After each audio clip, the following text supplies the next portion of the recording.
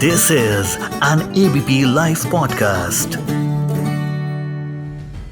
जिन लोगों की इस हादसे में जान गई है, मैं उनके प्रति अपनी संवेदना व्यक्त करता हूं।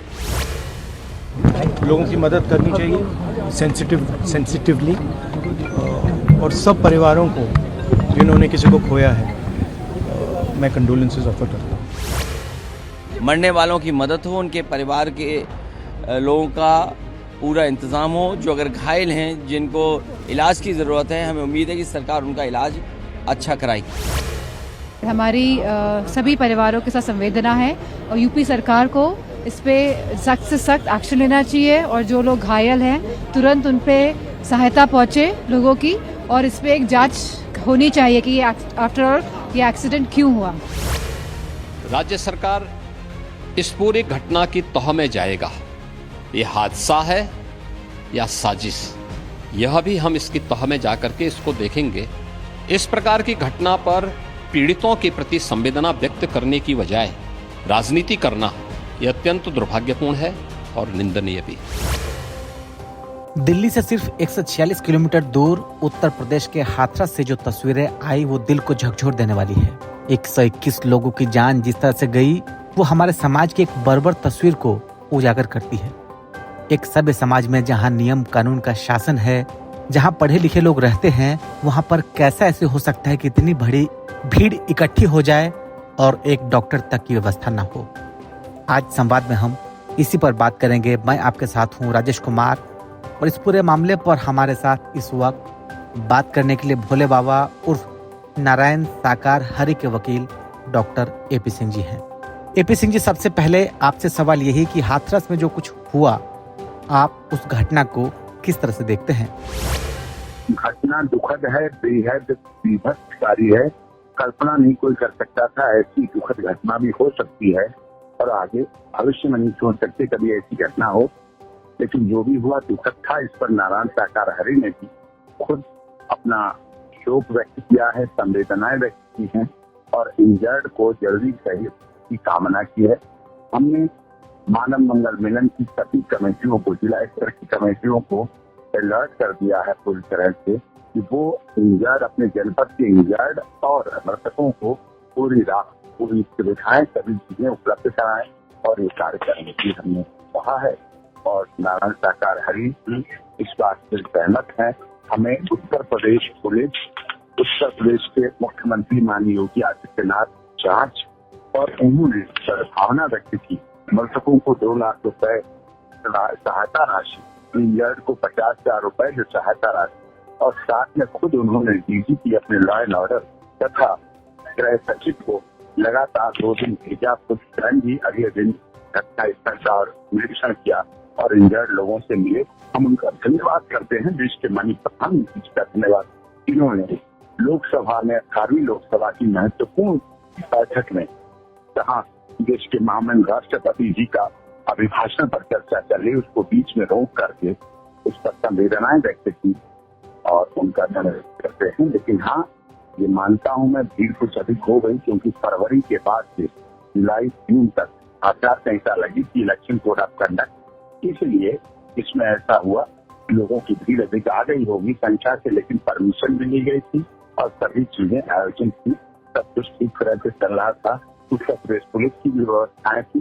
लेकिन हाँ, घटना हुई है जो दुखद है। नारायण साकार हरि ने अपनों को खोया है, सेवादारों के, अपने परिवार के लोग, अपनी बहनें, अपनी बेटियां, अपनी माओं की मौत हुई है, अपने बच्चों की मौत हुई है, जिसको शब्दों से नहीं भरा जा सकता, कभी उसकी भरपाई नहीं हो सकती है। हम लोग दुखी हैं और हमारी पहली प्राथमिकता है जो इंजर्ड हैं ऐसी परमानेंट डिसेबिलिटी ना हो, कोई ड्रग की कमी ना रहे, पैसे की कमी ना रहे, किसी तरह की ना कमी रहे, और वो सब सुचारू रूप से आ गए। लेकिन बचपन में मैंने पढ़ा था, हानि लाभ जीवन मरण, यश अपयश विघात। लेकिन आज मैंने देखा है, और ऐसे अवसर पर एक और बात कही थी, धीरज धर्म मित्र और नारी आपातकाल परखी चाही, तो निश्चित तौर पर ये धर्म का, धीरज का परीक्षा की विषय है। ऐसे में धीरज रखना है सबको, और सब इस बात को नहीं करें और इस पर कुछ चीजें ध्यान दें। एक लगातार सवाल उठा है सबके मन में कि ये हादसा है या साजिश? साजिश, एंटी सोशल एलिमेंट्स की बहुत बड़ी साजिश है। जिसके तहत ऐसी भगदड़ बनाई गई और भगदड़ की गई। ये सनातन को बदनाम करने की साजिश है, सनातन धर्म को बदनाम करने की साजिश है और हमारे सभ्यता संस्कृति को कुचलने की साजिश है। ये वही लोग हैं, कुछ लोग जिन्होंने सनातन धर्म को डेंगू, HIV, मलेरिया और एड्स कभी कहा था, रामचरितमानस को गाली दी थी। ये वही लोग हैं जो कहते हैं हिंदू हिंसक होता है। ये उन्हीं की बातें हैं जिनकी वजह से ऐसी घटनाओं को अंजाम मिला है और अंजाम किया। और देखिए, और कहा जा रहा है सर लगातार कुछ लोगों की तरफ से कि चरण की धूल को लेकर नहीं, नारायण साकार हरि के यहाँ कोई कभी चरणों की बात नहीं है, कभी चरणों को छूने की बात नहीं है, कभी चरण धूल की बात नहीं की जाती। कोई आप फोटो कभी नहीं दिखा पाएंगे, कभी कोई चरण छूते हुए नारायण साकार हरि के फोटो। नारायण साकार हरि के आयोजन में ना कोई चंदा है, ना कोई चढ़ावा है, ना कोई दान पात्र है, ना कोई इस तरह की कभी बात है, ना चरणों की धूल होती है। नारायण साकार हरि का ब्रह्म मणि को श्रवण करते हैं, दर्शन लाभ लेते हैं और उसी से अपनी मनोकामनाएं पूरी हो जाती है उनकी। तो उनका भाव है, नारायण साकार हरि खुद परमात्मा को याद करते हैं, खुद कहते हैं मैं तो चौकीदार हूँ और उसी आधार को वो चलाते हैं अपने बच्चों में। जी, तो इसको जांच को लेकर कई तरह की कमेटी बनी है, लेकिन आपको क्या लगता है आप ऐसे इसको लीगली रखेंगे चीजों को? हम हमारी कमेटियां जो मानव मंगल मिलन सद्भावना समागम कमेटी के आयोजक हैं, सभी लोग कानून में विश्वास रखते हैं। हमें विश्वास है कि हमारे डॉक्टर भीमराव अम्बेडकर बाबा साहब का संविधान में कोई कमी नहीं है। जांच एजेंसियां SIT कर रही है, ऑनरेबल हाईकोर्ट के रिटायर्ड जस्टिस की निगरानी में जुडिशियल इंक्वायरी हो रही है, SIT जांच कर रही है, उत्तर प्रदेश पुलिस कर रही है, FIR दर्ज हो गई है। जो भी कार्रवाई होगी हमें पूरा भरोसा है, विश्वास है और हम उस पर खड़े उतरे। पानी का पानी होएगा, सच्चाई सामने आनी चाहिए, सच छिपना नहीं चाहिए। नारायण साकार हरि भी सत्य के लिए काम करते हैं। परेशान हो सकता है, पराजित नहीं हो सकता। एक सवाल और सर कि ऐसी घटना को रोकने के लिए क्या कुछ किया जाना चाहिए था जो आपको लगता है कि नहीं हो पाएंगे?